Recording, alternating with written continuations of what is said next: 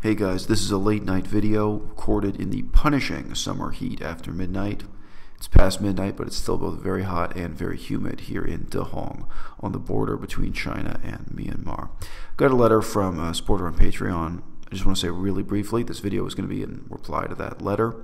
I do appreciate the support and the feedback and conversations I get through Patreon.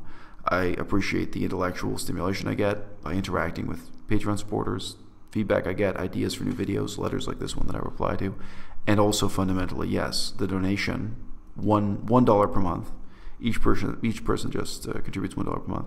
Without that, I would devote much less time to making videos on YouTube.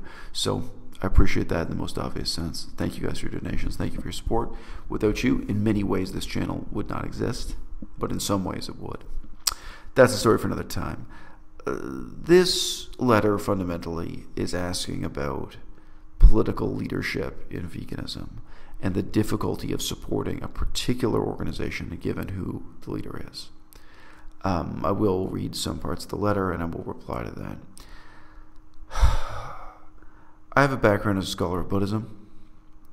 Very often when you're doing research in Buddhism, you have to explain to people, and not just once, maybe not just twice, you have to explain again and again that doing research into a particular Buddhist temple, into a particular Buddhist community, or a particular Buddhist tradition, let's say, does not mean that you're an adherent.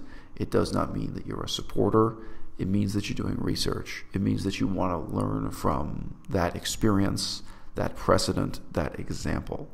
And if you're a good researcher, if you're actually unbiased, engaged in original research, you're not just a cult flunky pretending to be an academic, which you have a lot of in Buddhist studies. You have a lot of terrible research, horribly biased research. But if you're doing legitimate research in Buddhism, very often you have to explain to people, hey, I'm here to look at the good and the bad. I'm here to look at the ways in which this organization is a success. I'm here to look at the ways in which it's a failure. I'm here to look at the whole picture and see what I can learn from it, probably to apply to other circumstances. Now, this experience prepares me for the difficulty, the awkwardness in veganism of explaining to people, look, I'm the kind of guy who actually does download and read the annual financial report from PETA, People for the Ethical Treatment of Animals. Am I going to donate money to PETA? No. Am I an adherent? Am I a believer? No. In the same way that I think it's really important for researchers to evaluate, analyze, etc., a given Buddhist institution, I think it's really important for us as vegans, as the movement progresses, to look at those precedents, to look at those examples, look at where their money comes from and where it goes, in what ways they're successful, in what ways they're failures, to the best of our ability. We don't have that many examples to learn from. And PETA, People for the Ethical Treatment of Animals, is a major, major example.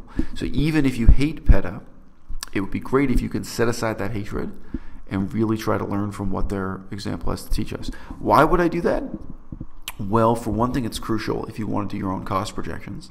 It's crucial if you want to do your own feasibility studies. So I just wrote within the last few days to an organization called Go Vegan World. Go Vegan World. They're mostly known for advertising campaigns in Europe, big posters, billboards, paid advertising campaigns in support of veganism. And they have managed to bankroll that through donations. It's a very interesting precedent. I don't know enough about them to tell you whether or not I believe in them, whether or not I'd support them, whether or not I'd become an adherent or become a donor myself. I genuinely don't know enough about their organization, etc. But that's a precedent, that's an example I want to study and I want to learn from. And for sure, again, well, let's say you're living in Canada, or let's say you're living in Pittsburgh, wherever you're living, and you wonder, could we do something like that? Could we do something with similar impact? Could we get organized and do fundraising and have some similar outcomes? Well, it's crucial to be able to look at comparable examples, break down the costs, ultimately construct a feasibility study, financial projections. How much will it cost? How sustainable is it for you to take that for 1 year, 5 years? What's it going to take, and what difference is it going to make? The input and the outcomes. It's crucial. But the fact that I research PETA that way doesn't mean I'm a blind follower of PETA. the fact that I want to research in other organizations, for instance, Direct Action Everywhere, that way, and learn from their experience, learn from that precedent, learn from both their successes and their failures, both those good and bad. Of course, I'm not a supporter of Direct Action Everywhere. Most of you guys watching this will already be aware of that. I have a playlist with different critiques of different aspects of Direct Action Everywhere. But of course, in some ways, they're a success, and there are important aspects of their success also that we can learn from. So with all that having been said, I have this letter from a Patreon supporter, and he is living in Greece. He writes that there is an organization in Greece with real potential, and it's called the Vegan Union. He gives me the name in Greek, of course. The leader of this group engages in genuinely political vegan activism. She has written letters to governors about fur. She wrote another letter to a newspaper that published an article claiming that vegans are insane or mentally ill. So she's taking on a role of championing the vegan cause in the mainstream press there and in mainstream politics, electoral politics, ultimately. So he comments, this role that the leader of this group is playing reminded me of the things you've discussed in your own video, creating a parallel between the future of the vegan movement and the past of gay rights organizations, particularly gay rights organizations in Canada. So the video he's alluding to is my Vegan Manifesto. You can find that in the playlist section of this channel. But yeah, my Vegan Manifesto title is On Community. It breaks down and discusses those issues that he's alluding to. All right. However, the leader of this group, he's found out some disturbing things about her. Her political views alienate him. Let's just leave it at that. He's leery of her political views as she's expressed them on the record publicly.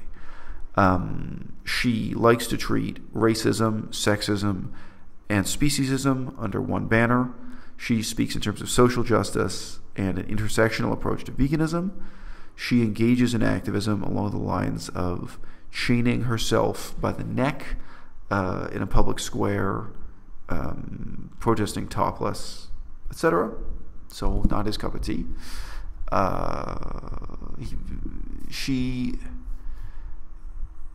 Yeah, and there are other examples here of her kind of demonizing white males, engaging in, I guess you'd say, stereotypical social justice warrior rhetoric. Different things that raise red flags for him, raises his concern. Okay? So she's also involved in organizing festivals in both Athens and Thessaloniki, so very positive. And the person writing to me hopes that despite these differences, despite these concerns, these things that raise an eyebrow for him, he hopes this is someone he can collaborate with. That's his word, is collaborate with. Okay? So he asks what my opinion would be, because I've spoken in other videos about putting your differences aside for the sake of the future of the movement. But he's very concerned that the difference between his idea of effective activism and her idea of effective activism will make any kind of collaboration impossible. Okay. So I want to come back to this word collaboration. Here's the problem.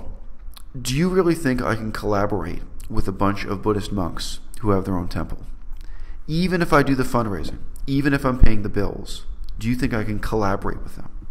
No. It's a relationship of authority, of command given and command received, which can be quite scary for people to deal with. I mean, this is not the secular world we're talking about. This is religious authority and religious politics. It's a very, very different world. I knew one woman. I know many examples of this, but there's one in particular I'm thinking of. I knew one woman, she did all the fundraising for a Buddhist temple in Canada, and in the end, she was heartbroken. And this is over years. So fundraising, especially in the Chinese community, and the monks running this temple, they sure wanted that money. And they sure would tell you whatever you wanted to hear to get the money out of your pocket. But then once they had the money and once they had finished building the temple and everything, they would refuse very simple requests for her. For example, she wanted to take a group of school children on a tour of the Buddhist temple and give them some lectures about the history of Buddhism, educational outreach project. And the monks refused. Now, that may sound like a small thing, but she was heartbroken. Well, it's not a collaboration. It's not. They're in charge, they give orders, and you take them. And you may be a donor, And you may be a scholar, and you may be influential in all kinds of other theaters, but they're in charge. And the inequality between you is absolute. And they don't even have to answer your questions, right? Could I ever support direct action everywhere? Having done, a fair bit of research on them, including talking to former members, verbal communication with people who know inside information about how the organization operates, and of course looking at their videos and reading their articles. Direct action everywhere is a precedent in the history of the vegan movement I want to learn from. I want to learn from both their success and their failures, the good and the bad of it. Ultimately, there's no way I could ever become an adherent, I could ever become a supporter, I could ever become a donor of direct action everywhere because of one man. And that one man is Wayne Seong. I've read his articles, and I really think he's an idiot. His articles are astoundingly poorly written, astoundingly poorly reasoned, and I do also disagree with him, very fundamentally in many ways. You can see videos on this channel already discussing that, the Direct Action Everywhere playlist. The founding director of the F.B.I., this is an American term, the F.B.I. is an important organization in American politics. The founding director of the F.B.I. said, an organization, ultimately, is the shadow of just one man. He said that many, many times, not just once. He said it when he was giving training and motivational lectures to new recruits, apparently. It's tragic to face up to that. It's tragic to face up to the extent to which a Buddhist temple is the shadow of just one man. Most of the time there's one charismatic monk who's the leader of all the other monks, who has all the authority, who has all the power. And everything about that institution, good and bad, is going to reflect the temperament and intellectual interests and decisions of that one man. And a huge organization like the F.B.I. can be the same way, too, for good and bad. There probably is an upper limit to it. But for sure, an organization the size of Direct Action Everywhere is in many ways the shadow of just one man. There's no way to extricate what Direct Action Everywhere is and its future potential from the personality and political beliefs and even rhetorical style of one man, Wayne Seong. And that's why I can study them, I can do research, I can learn from that precedent, I can learn from their example. But I could never be their adherent, I could never be their follower, and I could never be their supporter. And I would guess that you're in a similar situation with this group. You ask the question, can you collaborate with her? That assumes a sort of equality that I think you are going to find totally lacking in this situation. Even if it is just because she has already created that institution. She is already the head of that institution. She is the self-appointed dictator for life. I assume they don't have elections. I assume there's no possibility of changing. First, I assume. Maybe I'm wrong. With these small charities, very often it's one person, maybe a married couple, maybe a boyfriend and girlfriend, a very small group of people who are going to influence everything about that institution. And if you come in too late, if you're not there at the founding meeting, then you'll never be able to collaborate with them. Real collaboration is incredibly difficult even for artists, even for painters, even for people in the theater. It's amazing how rare it is to have true collaboration, a relationship between equals.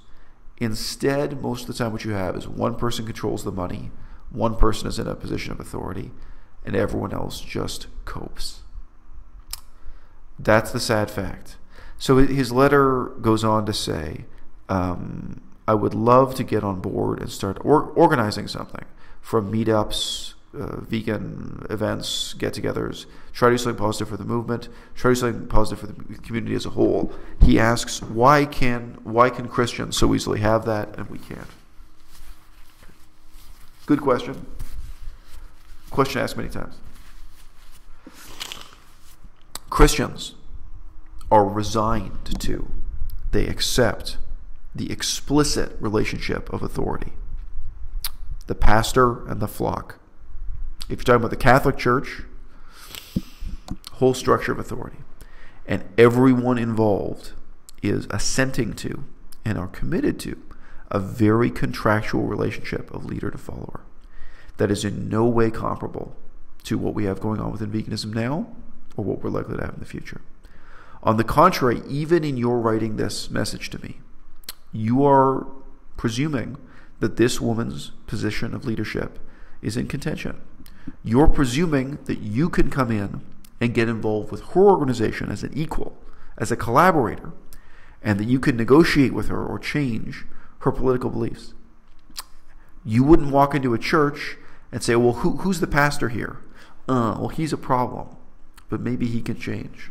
Maybe I can just walk into this church and change the political beliefs of the pastor, the nature of maybe the outreach and charity work that this church does, that you could come in as a collaborator at the top.